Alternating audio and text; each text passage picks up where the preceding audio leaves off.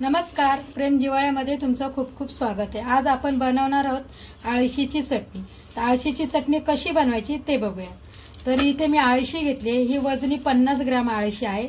आळशीला जवस असं म्हणलं जातं, काही ठिकाणी याला वेगळ्या वेगळ्या नावाने ओळखलं जातं। आता ही आळशीची चटणी कशी बनवायची ते बघूया। ती मी कढई गरम करायला ठेवली आणि आळशी आपण याच्यात टाकूया। आता आळशी आपल्याला एकदम स्लो गॅसवर चांगली भाजून घ्यायची आणि सतत तिला असं चालवत राहायचंय, सतत आपण हलवत राहायचंय। असं आळशी भाजायला लागली का तिचा असा आवाज येतो तडतड प्रकारे आणि ती खूप अशी इकडे तिकडे पसरते, म्हणून आपला हात आपण सतत चालत ठेवायचा आहे। ठीक आहे। आणि आळशीला एकदम मोठा गॅस, एकदम स्लो गॅसवर जेमतेम याला 7 ते 8 मिनिटं लागतात भाजायला। हिला असं सतत हलवायचंय, जरा पण हात असा थांबवायचा नाही, नाहीतर ती लगेच जळाली, जास्त जळाली तर ती कडवट लागते आणि कच्ची जर राहिली आळशी तर अशी चिवट, दाताखाली ती चिवट येते। आता आळशी म्हणाल तर कोणाला जर वजन वगैरे कमी करायचं असेल तर आपण रात्री 2 चमचे हिला भिजत ठेवायचे एका भांड्यामध्ये, कुठल्या पण एखाद्या छोट्या बाउलमध्ये, आणि सकाळी ती मिक्सरला लावून सकाळी थोडंसं पाणी घालून ती घेऊ शकता तुम्ही। त्याने पोट पण साफ होतं आणि वजन सुद्धा कमी होतं। त्याचप्रमाणे आता बऱ्याच साऱ्या महिलांना सुद्धा दर महिन्याला असा त्रास होतो, तेव्हा आपली कंबर वगैरे दुखते, त्यासाठी पण आळशी ही खूप औषधी आहे। ठीक आहे।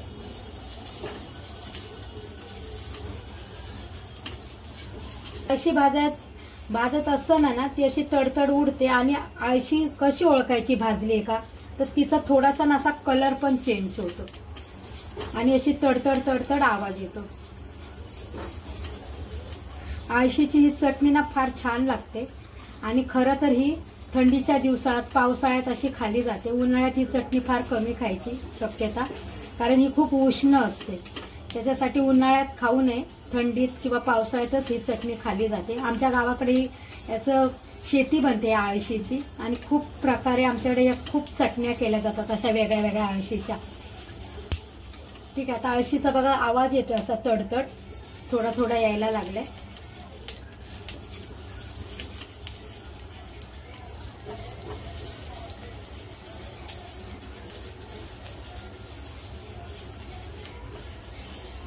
अशी छान भाजून घ्यायची। आता एक प्रकारचा त्याचा एक आळशीचा जो सुगंध असतो ना तो यायला लागला असा।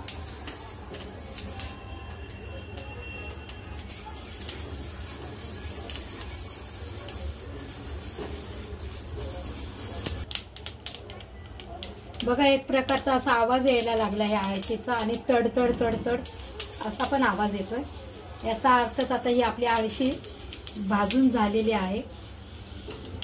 आता आपण हिला काढून घेऊया। आता आळशी मी काढून घेतली। आता इथं 2 गड्डे लसूण आहे, सोलून ठेवलेत मी, 25 ते 30 पाकळ्या त्या लसणाच्या, ह्या पण आपण स्लो गॅसवरच भाजून घ्यायचे। आळशी ज्वारीच्या भाकरी बरोबर, चपाती बरोबर, बाजरीच्या भाकरीवर खूप छान लागते खायला आणि रोजच्या जेवणात सुद्धा एखादा चमचा जर घेतला ना तर आपल्याला पोट साफ कप असेल किंवा पोट वगैरे साफ होत नसेल तर हे सुद्धा औषधी आहे आणि रोज खाल्ले तर अतिउत्तम। आता लसूण आपली चांगली भाजून झाली, लसणावर असे छोटे छोटे दाग पण आलेले, म्हणजे आपला लसूण भाजून झाला। आता आपण लसूण सुद्धा काढून घेऊ। आपण 2 चमचे जिरे टाकतोय। जिरे सुद्धा आपण असे खमंग मस्त बारीक गॅसवर भाजून घ्यायचे।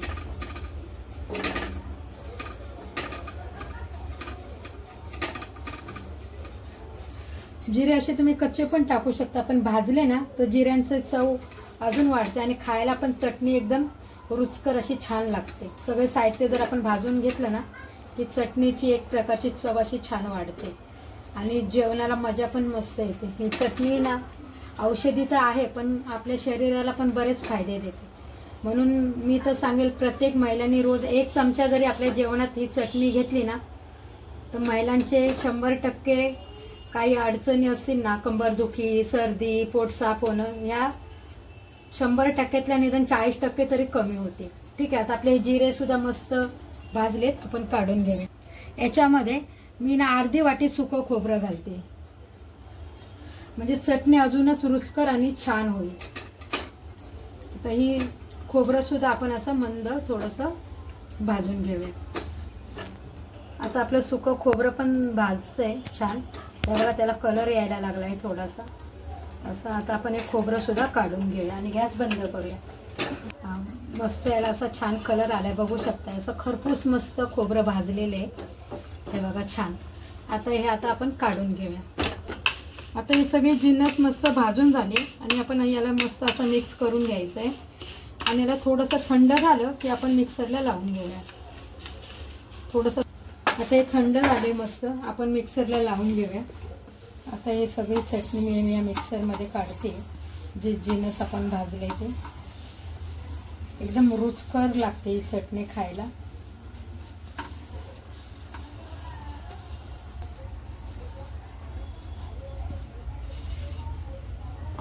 आता ही सगळी मी मिक्सरमध्ये घेतली आहे काढून.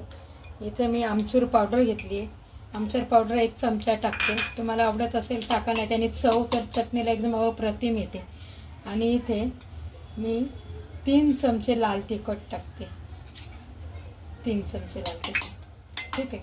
आणि चवीनुसार मीठ. आता ही आपण मिक्सरला लावून घेऊया.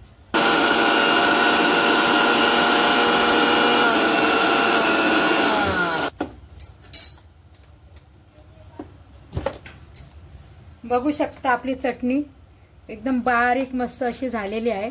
आणि ह्या चटणीमध्ये ना एकही थेंब पाणी नाही टाकायचं, अशीच फिरवून घ्यायची, थंड करून अशीच फिरवून घ्यायची. बघा मस्त आपली जवसाची चटणी बनून तयार आहे, ठीक आहे. आता आपण ही काढून घेऊया.